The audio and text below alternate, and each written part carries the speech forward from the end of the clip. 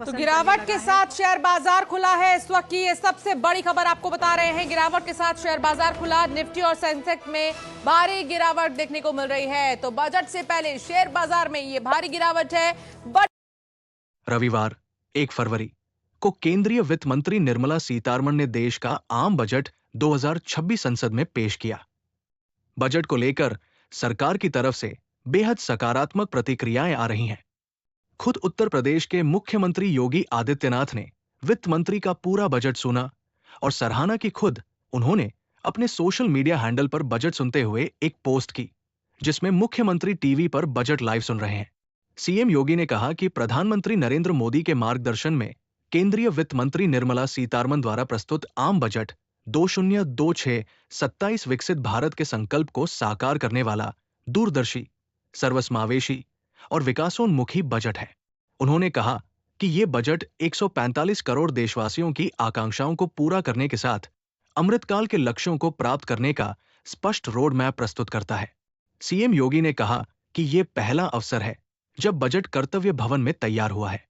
इसमें राष्ट्र के 3 महत्वपूर्ण कर्तव्यों, तेज आर्थिक विकास, नागरिकों की क्षमताओं का विस्तार और हर परिवार तक समान अवसर को केंद्र में रखा गया है। बजट 2026 को लेकर क्या बोले सीएम योगी? सीएम योगी ने कहा कि ये बजट किसानों, युवाओं, महिलाओं, उद्यमियों और आम नागरिकों सभी के कल्याण और उन्नयन के लिए ठोस और उपयोगी प्रावधान लेकर आया है। प्रधानमंत्री के मार्गदर्शन में केंद्र सरकार ने विगत वर्षों में रोजगार सृजन, उत्पादकता बढ़ाने और तीव्र आर्थिक प्रगति के लिए व्यापक सुधार लागू किए हैं, जिसका सकारात्मक असर आज वैश्विक चुनौतियों के बीच सुदृढ़ भारतीय अर्थव्यवस्था के रूप में देखा जा रहा है।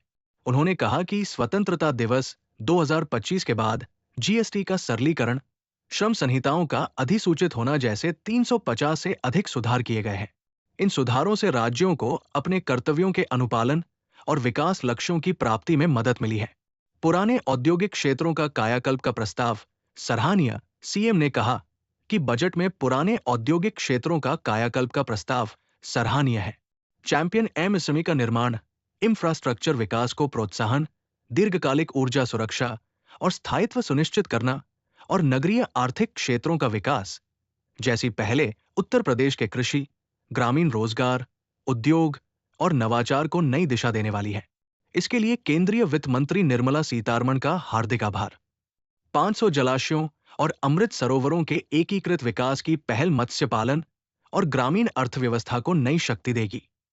पशुपालन क्षेत्र में उद्यमशीलता को बढ़ावा मिलने से युवाओं और किसानों को रोजगार तथा अतिरिक्त आय के अवसर मिलेंगे। शहरी क्षेत्र में एक महत्वपूर्ण घोषणा की गई। योगी आदित्यनाथ ने कहा कि शहरी विकास के क्षेत्र में एक महत्वपूर्ण घोषणा की गई है। 1000 करोड़ रुपए से अधिक के एकल म्यूनिसिपल बॉन्ड जारी करने पर 100 करोड़ रुपए की प्रोत्साहन राशि देने की बात कही गई है। साथ ही लखनऊ, वाराणसी, प्रयागराज और आगरा म्यूनिसिपल बॉन्ड जारी करने के मॉडल रहे हैं। ये प्रोत्साहन उत्तर प्रदेश के शहरी ढांचे को और सुदृढ़ करेगा। उन्होंने कहा कि उच्च शिक्षा में प्रत्येक जिले में stem, science, technology, engineering, mathematics संस्थानों के लिए एक छात्रावास की स्थापना का निर्णय युवाओं को गुणवत्तापूर्ण और सुगम शिक्षा उपलब्ध कराने की दिशा में बड़ा कदम है। बजट में स्वास्थ्य क्षेत्र में की गई दूरगामी घोषणाएं। सीएम योगी ने बताया कि स्वास्थ्य क्षेत्र में भी दूरगामी घोषणाएं की गई है। देश में 5 मेडिकल हब स्थापित किए जाएंगे, जिनमें से एक वाराणसी में होगा। इसके लिए वित्त मंत्री जी का हार्दिक आभार। इसके अतिरिक्त 5 क्षेत्रीय चिकित्सा केंद्रों की स्थापना में राज्यों को सहायता प्रदान की जाएगी, जिससे उत्तर प्रदेश को व्यापक लाभ मिलेगा। उन्होंने कहा कि वस्त्र और हस्तशिल्प क्षेत्र के लिए राष्ट्रीय फाइबर योजना, टैक्सिकॉन, समर्थ 2.0 जैसी योजनाएं पूर्वांचल, बुंदेलखंड और पश्चिमी उत्तर प्रदेश के लाखों कारीगरों और बुनकरों को नई ताकत देंगी। India semiconductor mission 2.0, electronic component विनिर्माण, केमिकल पार्क, कंटेनर विनिर्माण और विरासत औद्योगिक क्षेत्रों के पुनरुद्धार से उत्तर प्रदेश को वैश्विक विनिर्माण मानचित्र पर और मजबूत स्थान मिलेगा। बायोफार्मा शक्ति योजना से मेडिकल एजुकेशन, फार्मा पार्क और अनुसंधान गतिविधियों को सीधे लाभ मिलेगा। एमएसएमई सेक्टर को सशक्त बनाने के लिए 10,000 करोड़ रुपए की एसएमई विकास निधि, लिक्विडिटी सपोर्ट और कॉरपोरेट मित्र जैसी पहले प्रदेश के सूक्ष्म और छोटे उद्यमों, स्टार्टअप और स्वरोजगार को गति देंगी। इंफ्रास्ट्रक्चर आधारित विकास नीति को नई मजबूती। सीएम योगी ने बताया कि बजट में पूंजीगत व्यय को बढ़ाकर 12.2 लाख रुपए करोड़ करना भारत के इंफ्रास्ट्रक्चर आधारित विकास नीति को नई मजबूती देता है। एक्सप्रेसवे, औद्योगिक कॉरिडोर, लॉजिस्टिक्स पार्क और नगरीय ढांचे के विकास में उत्तर प्रदेश को बड़ा लाभ मिलेगा। दिल्ली वाराणसी और वाराणसी सिलीगुड़ी जैसे 2 प्रमुख मार्ग पूर्वांचल को राष्ट्रीय हाई स्पीड नेटवर्क से सीधे जोड़ेंगे। इससे पर्यटन को गति मिलेगी और व्यापारिक गतिविधियों को नया विस्तार मिलेगा। सीएम का कहना है कि सांस्कृतिक और विरासत पर्यटन में भी बजट ने महत्वपूर्ण दिशा दिखाई है। National destination digital knowledge grid के माध्यम से देश के सभी प्रमुख विरासत स्थलों का डिजिटल दस्तावेजीकरण किए जाने का प्रावधान सराहनीय है। सारनाथ और हस्तिनापुर का देश के 15 प्रमुख पुरातात्विक स्थलों में शामिल होना उत्तर प्रदेश के लिए गर्व और नए अवसर लेकर आया है। इससे प्रदेश की पहचान वैश्विक स्तर पर और मजबूत होगी।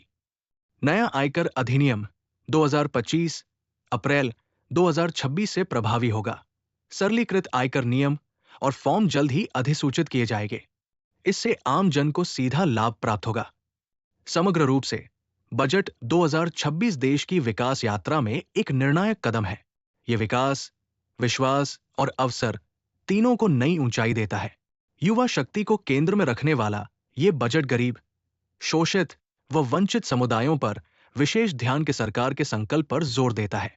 सबका साथस्व का विकास की भावना पर आधारित सीएम योगी ने कहा कि केंद्रीय बजट 2026 सबका साथ, सबका विकास, सबका विश्वास और सबका प्रयास की भावना पर आधारित है। ये आत्मनिर्भर और विकसित भारत की मजबूत नींव रखता है। उत्तर प्रदेश इस बजट की हर घोषणा को धरातल पर उतारते हुए विकसित भारत के लक्ष्य में अपनी अग्रणी भूमिका निभाएगा। सीएम योगी ने कहा कि यह बजट 145 करोड़ भारतवासियों की आशा को पूरा करने वाला है और विकसित भारत का रोड मैप है। रविवार 1 फरवरी को विकसित भारत का बजट पेश हुआ है। ये नए भारत का बजट है। बजट को बताया लोक कल्याणकारी। मुख्यमंत्री ने बजट को बेहद सकारात्मक और भविष्य को ध्यान में रखकर बनाया गया बताया। इसलिए उन्होंने इसे लोक कल्याणकारी बजट बताया। खुद सीएम योगी के अलावा अन्य मंत्री और राज्य के नेताओं इन आम बजट की सराहना की है। केंद्रीय मंत्री स्वतंत्र प्रभार जयंत चौधरी ने इसे युवाओं के लिए बेहद क्रांतिकारी बजट बताया और कौशल विकास के लिए बेहद अहम बताया।